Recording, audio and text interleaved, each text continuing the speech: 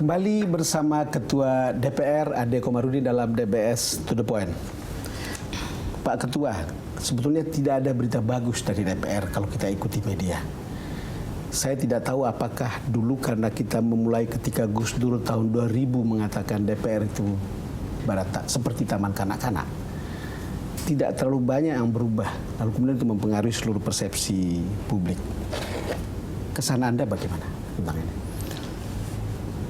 Itu saya kira kita anggap saja sebagai cermin buat saya selaku Ketua DPR yang baru sekarang ini, dan kita ambil pelajaran dari sana. Dan saya punya komitmen dengan teman-teman untuk memperbaiki Dewan Perwakilan Rakyat dengan berbagai cap yang diberikan oleh masyarakat, oleh para tokoh kepada Dewan Perwakilan Rakyat dari mulai tahun 2000-an sampai hari ini. Sampai hari ini. Ya, saya kira kita lihat saja setahun yang akan datang apakah ada beberapa perubahan berbeda, ya kan? Secara positif tentunya, dibanding dengan sebelumnya. Karena begini, kan hasil berbagai survei, ada SMRC, ada LSI yang memperlihatkan tingkat kepercayaan pada DPR itu menurun. Dan justru sekarang orang lebih percaya pada lembaga kepresidenan atau presiden, lebih percaya, kita bisa lihat di grafis, lebih percaya pada KPK, ke DPD, lalu kemudian MK, sementara DPR tidak mendapatkan kepercayaan seperti itu. Angka ini untuk Anda apa artinya? Ya, saya katakan kan, sejak saya dilantik saya selalu katakan, bahkan dalam pidato saya mengatakan waktu pelantikan bahwa DPR sekarang ya keadaannya sudah pada titik nadir, dan saya harus akui itu, begitu. Dan mudah-mudahan, dan saya minta kepada semua anggota DPR, ini tidak mudah, ini berat. Betul. Ini menyangkut 560 anggota. 560 anggota dengan bermacam kepentingan dan bermacam latar belakang, suku, agama, terus lagi mereka berasal dari profesi apa, dengan latar belakang berbeda-beda. Tapi itu adalah wajah Indonesia. Mereka orang-orang terpilih dalam pemilihan umum, harus diakui itu. Betul. Dan mereka warga-warga negara yang terpilih, dan mereka telah melakukan seleksi yang cukup panjang sebagai orang-orang yang masuk ke politik, mengabdikan dirinya kepada politik.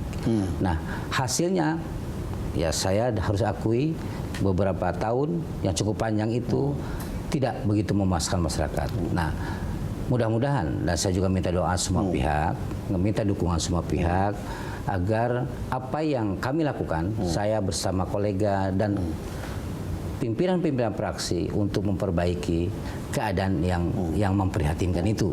Saya katakan memprihatinkan saja, karena memang keadaannya begitu. Saya yakin Pak Ketua, Anda dan teman-teman terutama pimpinan sangat tahu dan paham betul soal tingkat kredibilitas terhadap DPR ini. Dan saya juga yakin sebagian besar, tapi kok tidak ada perubahan-perubahan, seolah-olah memberikan sebuah paradoks kepada saya atau publik mungkin. Ini kan Anda mewakili rakyat, tapi kok rakyat hanya memberikan kepercayaan sedikit kepada anggota Dewan. Gimana itu? Ya, memang ironi. Kami ini 560 anggota wakil rakyat Indonesia. Mereka dipilih oleh seluruh rakyat Indonesia dari berbagai daerah pemilihan, dapil. Tetapi justru mereka itu tidak dipercaya oleh rakyat. Kan begitu? Ya, kan ironi. Seharusnya saya bilang paradoks, Anda bilang ironi, itu betul. Itu ironi. Seharusnya kan tidak begitu. Nah, makanya saya selaku ketua terpilih yang baru bicara dengan teman-teman di kolega saya pimpinan, juga dengan fraksi-fraksi. Kita lebih bagus apa adanya. Kita harus mengakui apa yang kurang dari kita selama ini, dan kemudian bagaimana kita memperbaikinya. Tentu perbaikan itu saya katakan tidak bisa sekaligus. Kita secara bertahap kita lakukan perbaikan-perbaikan, dan jangan harap bisa sekaligus. Misalnya, salah satu contoh soal komitmen kita memberantas korupsi di gedung parlemen. Kan begitu. Kita pimpinan punya komitmen untuk itu, dan kemudian juga pimpinan fraksi juga sama. Nah, bagaimana cara dari hal itu kan kita harus bicara.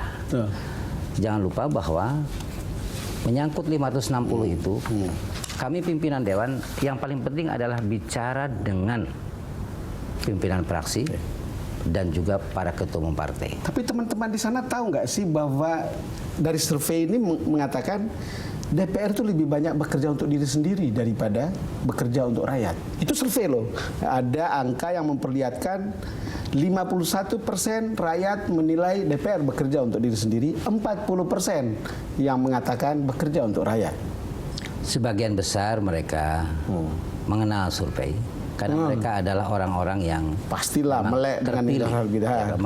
Mereka terpilih, pasti mereka melek survei dan baca survei. Tentu tidak seluruhnya anggota dewan. Dari 560 pasti tidak seluruhnya juga melek itu. Pasti ada yang tidak peduli dengan hal itu, pasti. Nah, tapi saya meyakini bahwa sesungguhnya keinginan perubahan, keinginan perbaikan itu minimal yang saya ketahui sudah ada dalam benak para pimpinan. Pimpinan fraksi itu hampir mayoritas punya keinginan itu. Saya menyampaikan apa yang saya ingin lakukan, beberapa perubahan, beberapa perbaikan itu jangan dipikir itu pikiran saya semata. Betul, tapi sudah menjadi itu pikiran. hasil diskusi dengan teman-teman sebelumnya waktu saya ketua fraksi Partai Golkar. Sebelumnya saya banyak diskusi dengan 10 pimpinan fraksi ini, sering curhat bagaimana kita kok DPR ini seperti ini. Masa kita nggak care? Ini rumah kita. Kita para wakil rakyat. Ini rumah kita, ini wakil rakyat, kita para wakil rakyat, ini adalah rumah rakyat. Ya. Saya ingat Pak Ketua, saya tahun 2002 sebagai senior editor saya ikut ke Australia. Dan di rapat parlemen Australia, waktu itu bom Bali. Yang saya ingat itu kita masuk di sebuah ruangannya seorang anggota parlemen, lalu kemudian terdengar bel, lalu kemudian dia tinggalkan kita, dia lari menuju ruang rapat. Kita tanya, kenapa Anda lakukan itu? Karena kalau saya tidak on time, saya tidak punya hak suara. Itu aturan di Australia, dan itu termasuk di negara-negara bagian, mungkin juga dari asal-usulnya dari Inggris. Kita tidak melakukan itu sama sekali. Karena itu orang mungkin tidak perlu hadir juga nggak apa-apa. Ya, itu salah satu masukan buat saya, ya kan, untuk memperbaiki nanti tata tertib. Nah, masukan-masukan seperti ini penting. Itu keunggulan di Australia. Pasti di banyak negara di parlemen ada beberapa keunggulan yang lain. Kita bisa lakukan perbandingan dan nggak mesti harus dibanding. Betul. Sekali lagi kita tinggal buka di komputer, kita bisa tahu. Nah, kembali lagi, sebetulnya saya kadang-kadang punya kesan seolah-olah DPR ini hanya membutuhkan rakyat itu untuk ketika memilihnya, setelah itu dia tidak peduli dan tidak pusing lagi dengan itu, makanya orang kemudian tingkat kepercayaannya jadi rendah. Ya, tidak semua ya saya tahu banyak yang bagus. Kalau mau terpilih lagi, ya harus bekerja dengan baik. Ya. Gitu. Jadi kalau kita bekerja baik, mengurus masyarakat, terus lagi menjalankan tugas kita di Dewan dengan baik, pasti terpilih lagi. Biasanya yang tidak terpilih itu adalah mereka yang tidak maksimal kerja, baik mengabdi kepada daerah pemilihannya maupun sebagai anggota dewannya. Oke, kita break dulu.